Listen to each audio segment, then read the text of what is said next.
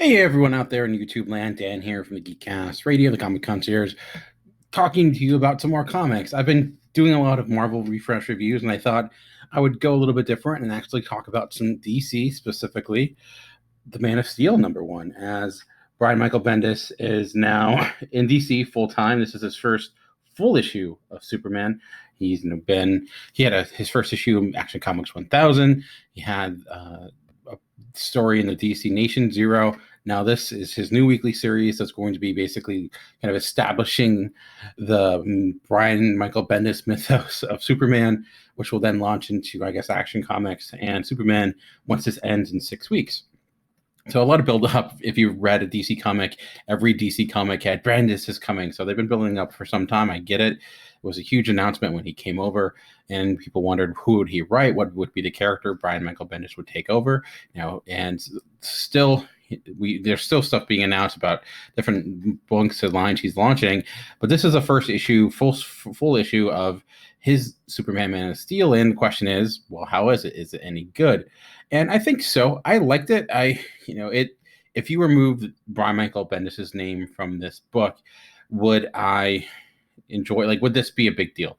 And I don't necessarily think so, but it's also not a bad comic. I think it you can see there's a voice here that is promising, and I think the idea of where he's going with this new Superman origin, or at least Kryptonian origin, has some promise. I'm not a huge fan of okay, let's do the retcon and let's do something, let's reimagine the established continuity just because. I know obviously John Byrne, this is in reference to John Byrne's Man of Steel series that kind of established the origin of Superman and Clark Kent that we know today.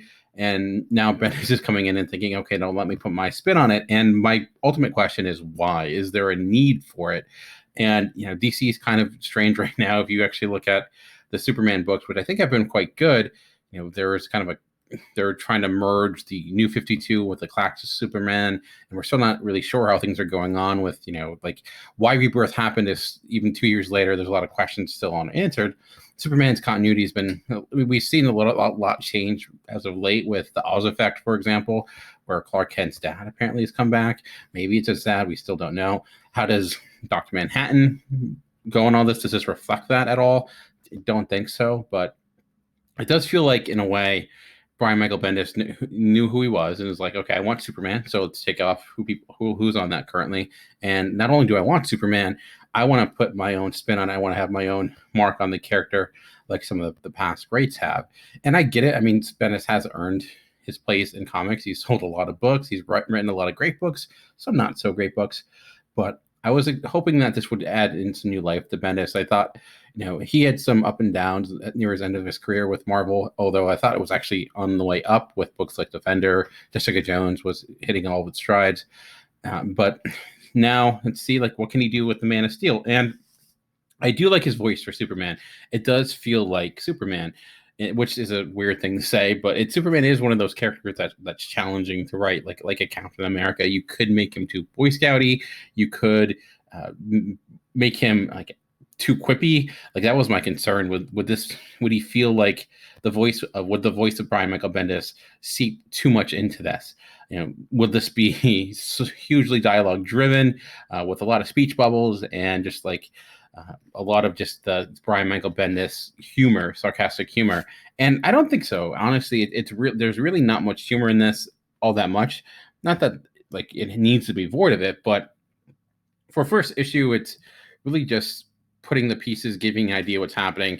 I should also mention the artist who escapes me at this moment in time, but Rod Reis, who is very, very good. I do like his work on this. I don't know if he's continuing with each issue with the weekly series. We tend to get a new person, but solid splash page to begin, as we're seeing that the Kryptonians may not be as innocent as we may think. This new character that's coming, and we saw him. He showed up first in an Action Comics 1000 with that big reveal of he was actually the person that caused Krypton to be destroyed. I guess slight spoiler warning, but his look, when you're bringing a new character in, look does kind of matter. I don't know. He kind of reminds me of Terrax, from the heralds from Galactus a little bit. Maybe it's just the axe, but I do actually kind of like him. They developed him a little bit in this, and he isn't this evil twirling mustache type of character, which I thought he was based upon kind of the first introduction we get to him. But there's a little bit more to that. We also have Superman doing some super things, going around saving a town. What was kind of funny about this was that he was, basically stopping these low-level criminals who came to Metropolis simply because they thought no one ever goes there. So because of that, it will be unexpected.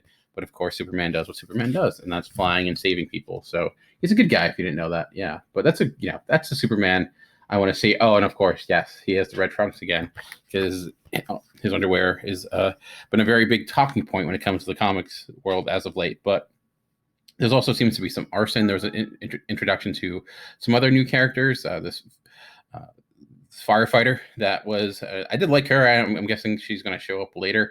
And one of my biggest worries was that, excuse me, was that Brian Michael Bendis would get rid of Jonathan Kent and Lois Lane. And I'm still kind of in the marriage and the family because I've been loving that since Rebirth. I thought it's done a really good job of grounding the character of Superman and making him more relatable as a character. And there's some hints in this that makes me wonder, where is he going with that? Jonathan Kent has a growth spurt, and I'm like, why is that indication of something else that's going to be coming? Is there something happening with Jonathan?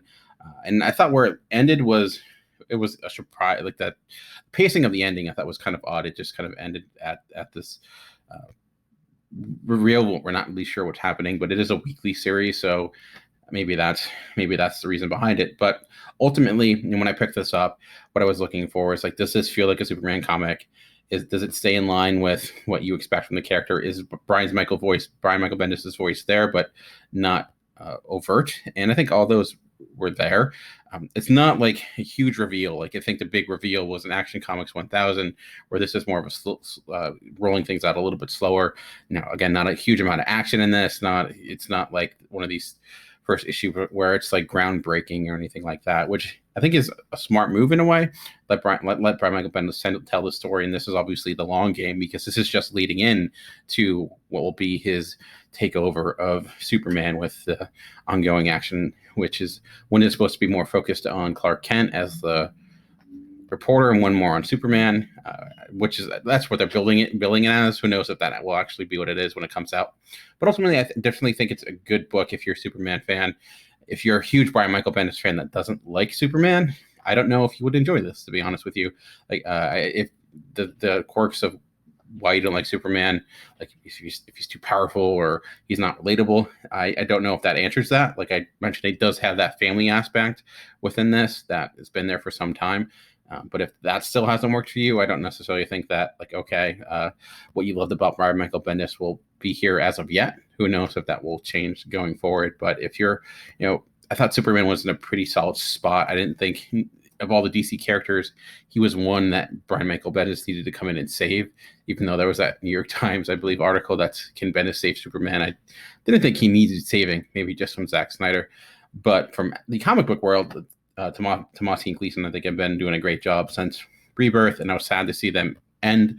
I think DC did them right because they had a couple of those specials where they're able to finalize their stories. And I actually thought those books were better than this, but again, a little bit unfair because those were building on stories that were building for some time. So a solid book, not earth-shattering, which is, again, maybe just expectations. So I'm looking forward, and I'll keep the series going, and I'll be reviewing this more and more, and hopefully each issue as we see how this works out. But for now, that's it. If you want to hear more from me, you can check out the Comic Concierge podcast that was released twice a week. One episode, I go down the books that were in the world of comics for the past week, and then another week I have a special guest on typically, and we dive deep into a specific graphic novel here and there. Coming up soon, I'll be speaking with Matt Stewart, as we'll be getting into the Image series revival.